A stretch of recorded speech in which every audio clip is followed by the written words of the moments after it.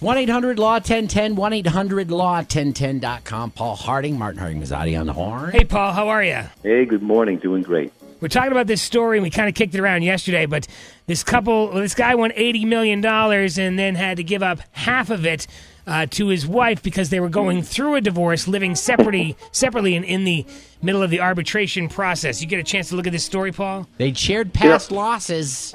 Just saying. Is this Oregon?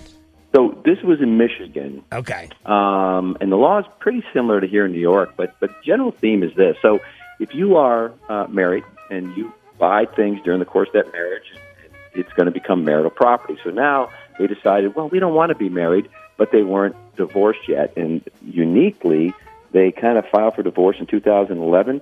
They don't officially divorce in 2018, and he buys the ticket in 2013. He made all kinds of arguments that it should be separate property, saying that he's just really lucky. It had nothing to do with her.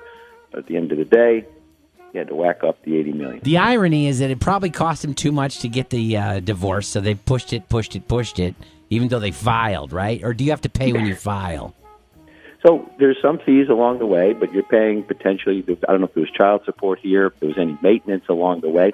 But I took a look at New York, and I mean, in New York we have very similar, but once you file a separation agreement, meaning once it's sort of official, you haven't divorced yet, what you acquire after a signed separation agreement would be separate property, because there was a case here in New York out in Long Island where they're kind of going back and forth on the details, you know, whether or not the separation agreement, the husband was kind of trying to work the child support a little bit different on one side. He wins the lottery.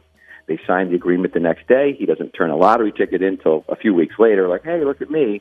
And that was about $100 million that he gave $50 million to his then ex-wife. Well, these guys split about this couple split about $39 million. I mean, I do think it's easy to say because it's not my money, but I'm sitting here thinking like I could split $39 million with my soon-to-be ex-wife, who's also the mother of my children, right, to make sure she has a great life. I could split $39 million with my biggest enemy. Yeah, let's be honest. I feel like he looks like a jerk fighting this. But what if she cheated on him or something like that? Here's the thing: he got hit up. This guy we're talking about for not paying child support, and then they do a deep dive and they find out she made 3 times more money than he did when they were working. Does that affect how the divorce would play out?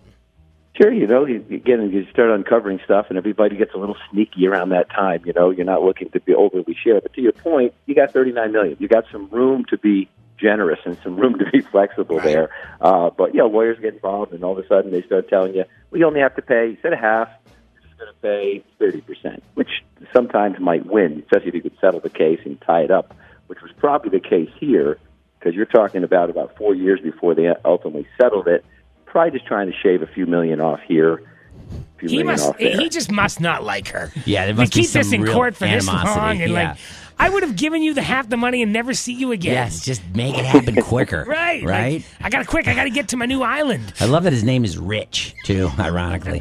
Hey, thanks, Paul. We appreciate it, buddy. Paul. You're welcome, guys. See you, buddy. 1-800-LAW-1010, 1-800-LAW-1010.com.